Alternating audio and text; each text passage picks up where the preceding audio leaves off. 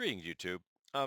Recently took a look at a game called Wildsea, and it is a narrative game, so I know going into it I was not going to be enamored with the actual mechanics of the system. But the premise was so delightfully interesting, and the artwork so provocative that I had no choice. I had to give it a read, and I did. So the basic premise is that at one day in our present time or in the near future, nature wakes up and just covers the planet in trees. And not just the trees that we have now, giant trees. Trees that just uproot our entire world. They just wipe out everything on the land and replace them with these huge trees. So now everyone is now arboreal. In addition to these massive trees that cover everything, the trees themselves produce a substance. I think they called it cresolin or something like that, or resin, that is a essentially pollen-based substance that is highly dangerous and highly mutagenic. And it has caused a proliferation of new life forms. In addition, with this reawakening, um, the spiritual realms of the universe have permeated our world once again, or for the first time, depends how you want to look at it. Um, and so there is now definitely the veil between our world and the spirit world has grown very, very thin, and it's incredibly permeable. And the world is suffused with spiritualism and magic. Now, it's not the magic of like D&D or Pathfinder. There are no set spells. There are no that are like X number of levels and you can do this and the spell has this range and enough. It's much more nebulous again. It's a narrative system. And at the beginning of the book, they list a number of references of games and things that they had been inspired by. But one of the things that stopped me right there when I was reading the list is the two things that weren't mentioned, which I thought was really somewhat incredulous. They didn't mention the World Tree, which is a game that takes place on the surface of an infinite tree. Because I gotta tell you, I see a whole lot of overlap between the planet covered in giant trees and the World Tree. There's a lot of overlap in my mind there, particularly because in the World Tree, spiritualism and the gods themselves literally walk the bark surface of the tree. So yeah. Um, and additionally, they didn't mention Shadowrun, which is I'm just like, because that's pretty much the premise of Shadowrun. The sixth age return is blossoms, and the world is now infused with the magic of the past. To me, those two games, you combine them, you get Wildsea. So I always thought that was a little weird. I don't know. Maybe I had just read too many games, and maybe the folks that created these games didn't read the World Tree. But I gotta tell you, if I'm making a game about giant trees, I'd be probably doing some research to make sure someone else hasn't done it. And there's no way you can avoid the World Tree, I think, if you did that search. Um, and because of the narrative structure of the game, things are squishy. So if you want to have an ancestry, there's one ancestry which is like a small moth-like creature. But within that description, they say you could make this you could stretch this to mean bird-like or like other kind of an insect, dragonfly, or even like a flying squirrel or something like that, which would be highly appropriate in an arboreal setting. And what you do in this world, infused with magic, infused with spiritualism, mysticism, is that everyone lives on the top of these trees and they have these ships which they use to sail the sea of leaves.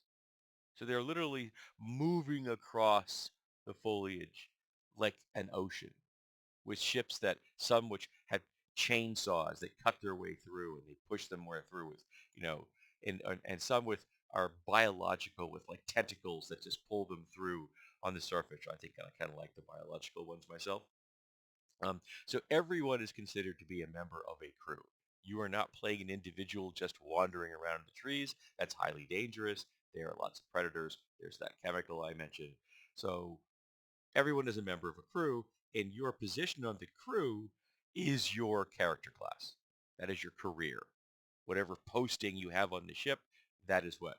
And for all the people that aren't player characters, all the NPCs, they are called the undercrew. They are literally the nameless folks on the lower decks from Star Trek that run the actual day-to-day activity of the ship, while the player characters are doing all the important flashy stuff up there on the surface on top deck, just like Star Trek does with their main characters and their invisible NPCs in the background, the lower decks, um, which is kind of a clever idea. And the ships themselves can be run by any number of different kinds of engines. They even had ones that were like powered by a colony of rats that run on wheels, and they even discussed one that was powered by bees.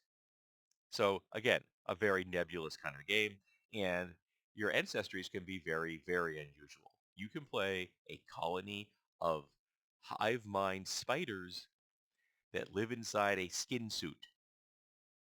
You can play the spirit of a ship that has animated the wreckage to turn it into a golem.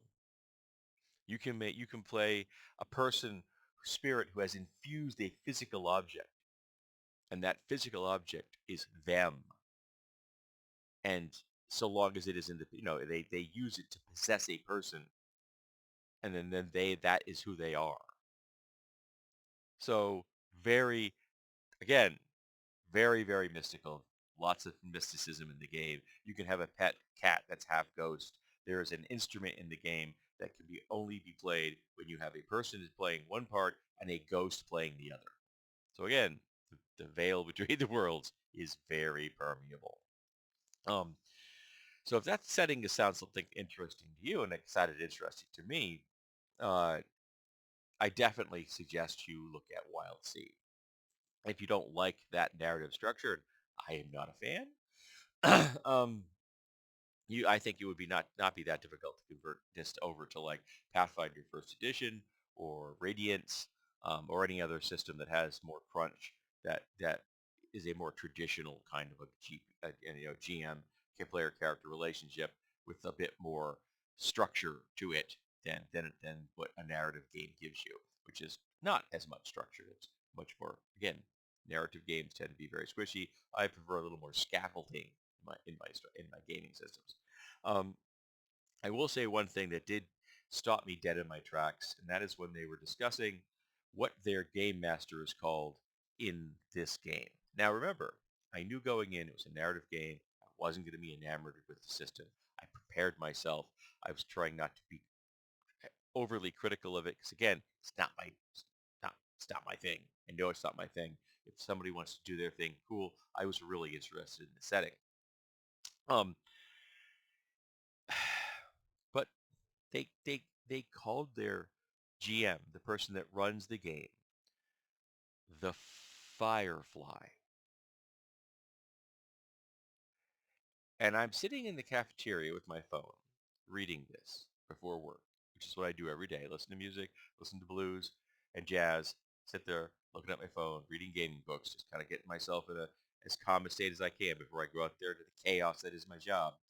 And I just stopped. And I remember I actually said out loud, "You've got to be kidding me." Because suddenly my brain was just suffused with this image of angsty, pretentious 15-year-olds. Because that's all I could think of. This ultimate cringe that only can be achieved by an overly enthusiastic 15-year-old, all excited about something that they've thought of that they're sure that no one else has ever conceived of in the history of the world. And sometimes they're right, and sometimes people look at the go, yes, we didn't conceive of that because it was really cringy and nobody thought it was a good idea. And calling your GM the Firefly is one of those things. Because every time I encountered that name throughout the book, and it does appear, over and over again, if they're talking about the person that runs the game, it stopped me in my tracks, and I just kind of shook my head like, you gotta be kidding. I'm sorry. I apologize if that sounds harsh. Anybody who was designed the creation of this game, he created a wonderfully beautiful setting. that I think is really cool, though I am going to critique it very shortly. Um, but yeah, Firefly, absolutely absurd. So now we're going to go on to the critiquing. And the critiquing is that the premise is that the trees have taken over the world. And as like a response to the damage that our species has done to the planet. Okay. And as a narrative structure, that's okay, cool. I like that. It's the Earth awakens as a self-defense mechanism.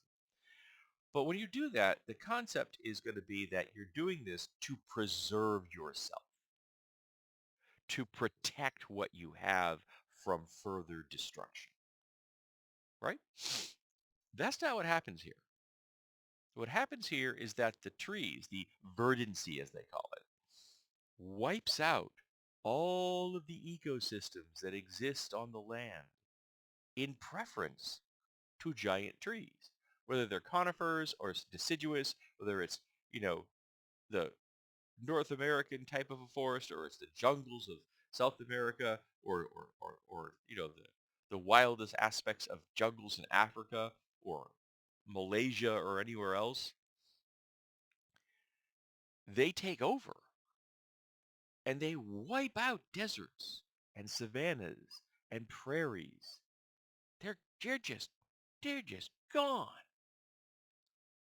If the idea of preserving the existence of non-human life was the point, you did more damage than humans could ever dream of. You did as much damage as the asteroid that fell down and wiped out the dinosaurs. The world may end up at the end after 300 years of the existence of the verdancy. You may have the same or more biomass on the planet's surface, but you've just completely replaced the biomass that existed before. It's like the Genesis device in Star Trek. You release that on a planet that has its own biosphere, and it just rewrites it. It's an act of global catastrophe, of extinction of every species, or almost all of them. In the case of verdancy, because some are lifted up, those that were arboreal, they are going to have a jump start, and those that aren't either adapt or die. And that means a whole lot of humanity. We're talking like maybe 5% of humanity survives this process, and the rest is wiped out. And apparently the trees have decided that they're more important than deserts and savannas and prairies and all the other biospheres that they just destroyed. Now, here follows my biggest criticism. The game implies that the verdancy covered the oceans, that the whole planet is just this green ball in space. That's implied because they talk about how the lost mysteries of the ocean. If you lose the oceans on our planet, life ends. Period. I don't care how mystical your setting is. I don't care how much magic infuses the world. If there are supposed to be even vaguely biological processes taking place, if you lose the oceans, life ends. Without them, we have no weather, we have no water cycle, life ends. Not to mention, plants, trees, don't do well in salt water. And I just don't think people understand the full scope of how much water there is here. Remember, we only have 30% of the planet to us, the land dwellers. 70% of the planet is water. That's a lot. I've seen a picture of the Earth. And if you look at it, it doesn't look like Earth. It's taken from the perspective of being directly over the center of the Pacific Ocean. And there is just these bare little specks that are land. And the rest is just blue. If you were to present this to a person and ask them what planet that is, no one is going to look at that and say that's Earth because it doesn't look like Earth. If you were in the middle of that ocean, the The closest people to you are on the space station. Okay? Trees aren't covering that. They're not even going to cover Lake Superior. Now, you're going to tell me like mangrove-like trees went in 1 or 2 kilometers into that massive body of water? I got no problem with that. That is a cool little biosphere right there. The, the mangroves that go into Lake Superior or into the oceans. That's cool. I like that. That transitional zone. Okay? It's cool in real life. It would be cool in this setting. But the rest of the oceans are going to be untouched, which means all the people that are on it are untouched by this verdancy. And at any one time, there's something like 70,000 shipping vessels on the ocean. Not to mention all the navies, all the pleasure craft, all the submarines. So entire political structures are going to remain. Some with nuclear power, some with nuclear-powered vessels. And a lot of those little islands are only going to be able to support 1 or 2 trees, maybe a dozen, which means they're going to be perfect places for humans to both find the advantages of the trees, but also be protected from the dangers of the trees because they've got the ocean. Some of those navies are going to band together. Like I could see the Pacific and the Atlantic U.S. fleets surviving, plotting a land, finding a piece of land small enough that they could defend an island or something that's currently our part of our territory, and establishing themselves as de facto governments. We have bunkers. Like, for example, Cheyenne Mountain is at the top of the mountain. The mountaintop still exists in Wildseas. The top of mesas still exist. And the real world has bunkers where the governments would hide themselves in. They would survive. The ones on the ground are going to be very unhappy when they come out and they see nothing but absolute blackness because now the world is nothing but tree trunks. If they look up, they can barely see any light through an endless expanse of foliage. But the ones in the mountaintop are going to make it. The ones that get into planes and get onto those navies or get into subs and make it into those navies, they're going to survive. And again, with nuclear weapons. Now, I can understand if you want to run a Wild Sea campaign right in the middle of a continent that never has anything to do with the actual ocean. Cool, go for it. But I cannot swallow the idea that the verdancy takes over the oceans. I just can't. I read that. I'm like, this just no way. I cannot stretch my willing suspension of disbelief that far. Because again, you lose the oceans, life ends. Mad Max Fury Road implied that in the video game, that the oceans were actually gone. And there's no way to do that. You could launch every nuclear missile on the entire planet, and if you aimed all of them at the oceans would go burp and continue on like nothing happened. It's not going to burn off the oceans. You can't do that. And I can't swallow it when it comes to verdancy. That's a completely different campaign in a world where you have these ships surviving, which means all the knowledge of our world is going to be continued. So you're going to have 2 very different cultures. The people that live on the oceans and the small islands that they now control, that will have wind power for electricity. They'll preserve all kinds of information of our era, both nonfiction and fiction, technical information, and the folks that live in the continents who have had to adapt to living at the tops of trees or die in a world where there are leviathan-sized creatures that move through those trees, and you hunt them both for defense and for the valuable things they possess. So it's very 19th century mystical vibe. Moby Dick meets Cthulhu. So yes, awesome setting. The idea that the oceans are gone is absurd. And the idea that you call your GM a firefly stopped me in my goddamn tracks.